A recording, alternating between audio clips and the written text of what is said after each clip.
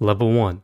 The Paro. You're 14 years old. You live in a neighborhood where MS-13 controls every block. You see the older guys. They wear blue and white. They have money. They have respect. Your mom works 2 jobs and you're invisible at school. But when those guys walk down the street, everyone moves aside. You start hanging around the corner where they post up. You don't ask to join. That's disrespectful. You just exist. You run to the store when they need cigarettes. You watch their backs when they're making deals. You hold packages without asking what's inside. They call you paro. It means lookout. You stand on the corner for hours. Your job is simple. If you see police, you text a single emoji, a cop car. That's it. If you see Barrio 18, you run inside and warn them. You make 0 money. You're being tested. They want to see if you can keep your mouth shut. If a teacher asks about the guys in the corner, you say nothing. If police offer you $20 to talk, you walk away. You're waiting for the day they call you something other than paro. Level 2. The chequeo. 6 months pass. You've proven you're not a snitch. One night, Sneaky pulls you aside. You want in? You nod. Then you get checked. The chequeo is the test. It's a beating. You stand in an alley, 13 members from a circle around you. You have to survive 13 rounds of all them attacking you at once. You can't fight back. You can't run. You can't cry out. The count starts. 1.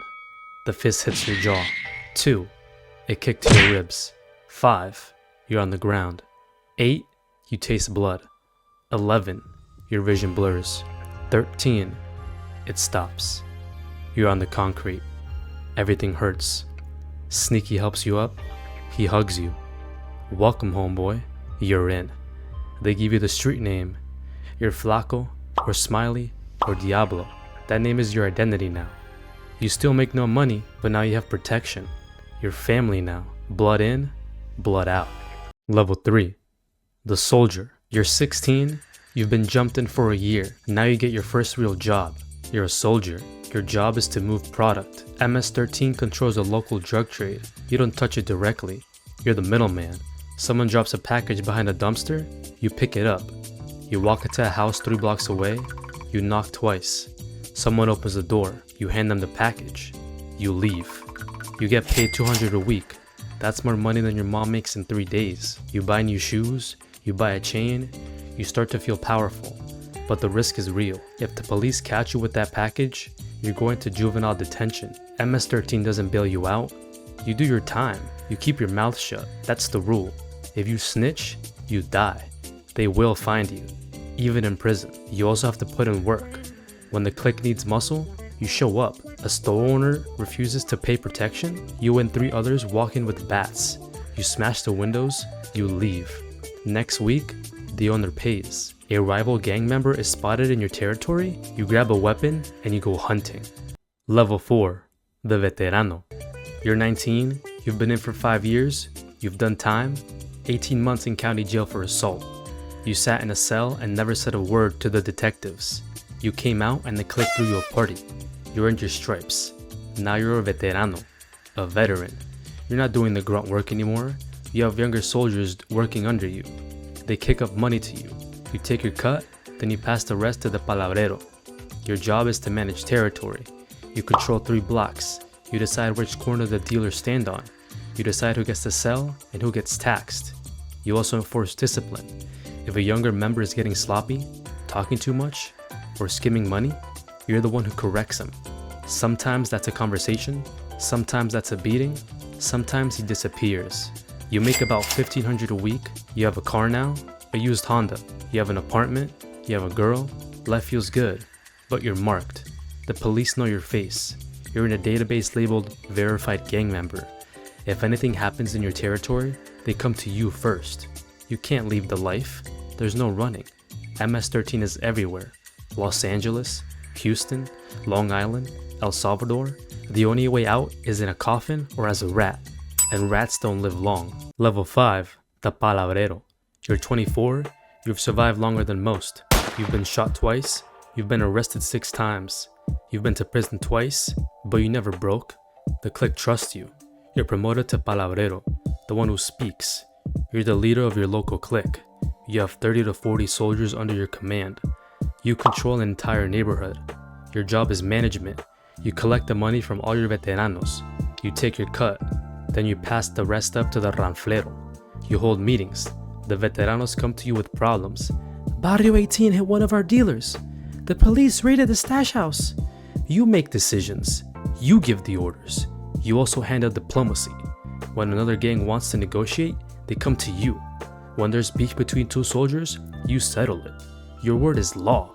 If you say someone gets jumped out, it happens. If you say someone gets greenlit, marked for death, it happens. You're making $5,000 to $10,000 a week. You have power. You have respect. But you also have a target on your back. Every ambitious veterano wants your spot. Every rival gang wants you dead.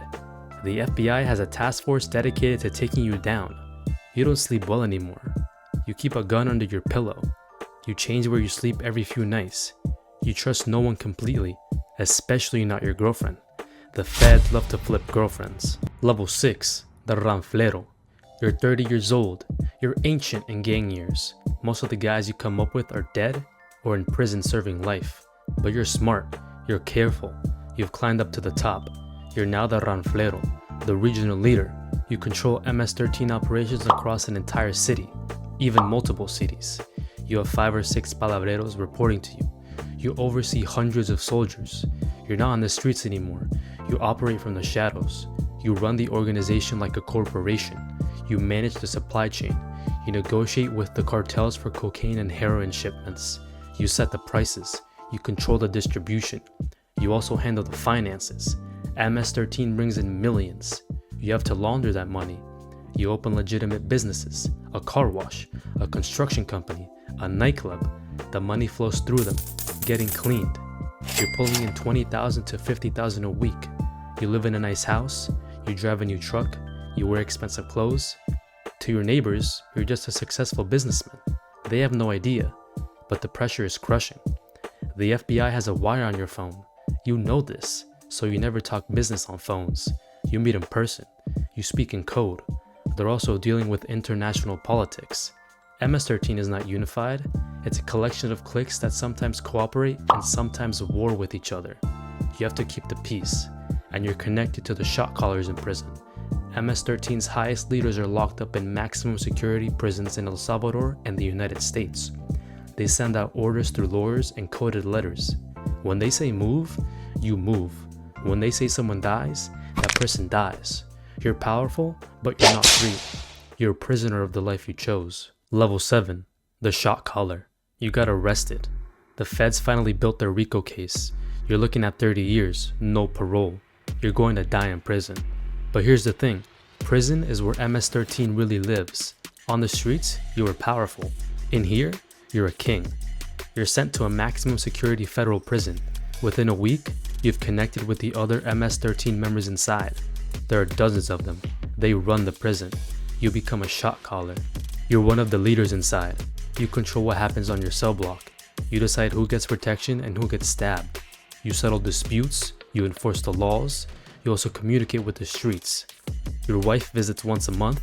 She brings news. She takes your orders back out. You're in a cage, but you still have power. You run the prison economy. Drugs come in through corrupt guards. Phones come through drones. Money flows through commissary accounts. You tax everything. You also order hits. A guy in the streets is snitching. You make a phone call. 3 days later, he's dead. A rival gang member gets transferred to your prison. You give the order, he gets stabbed in the shower. Prison is your empire now. You have respect. You have authority. You have control. The only thing you don't have is freedom. Level 8. The international leader. There's one more level. The highest level. The founders. The legends. MS-13 was born in Los Angeles in the 1980s. Salvadorian refugees fleeing civil war formed a gang to protect themselves. But in the 1990s, the US government deported thousands of MS-13 members back to El Salvador. They took the gang with them. Now MS-13 operates in two worlds, the streets of America and the streets of Central America. The highest leaders, the founders who are still alive, sit in Salvadorian prisons. Places like Zatecaloca, a maximum security prison where MS-13 runs entire cell blocks. These men are ghosts. They don't have social media. They don't do interviews. They communicate through layers of intermediaries. But their world is absolute. When they send out an order, it travels from El Salvador to Los Angeles to New York to Virginia. Thousands of soldiers follow that order without question. You will never reach this level. These men built MS-13. They are mythology. They are the religion. You're just a soldier in their army. Level 9. The end. You're 35 years old. You've been in MS-13 for 21 years. You've been shot 4 times. You've killed 3 people. You've been to prison twice. You've made hundreds of thousands of dollars. But you've lost it all. You sit in your car outside your mom's house. She's old now. She cries every time she sees you. She begs you to leave the gang. She says it's not too late. But it is too late. There's no retirement plan. There's no walking away. You're MS-13 for life. Blood in, blood out. You start the car. You drive to the corner where you first stood 21 years ago as a paro. There's a new kid there. He's 14. He's watching. He's hungry. You see yourself in him, and the cycle continues.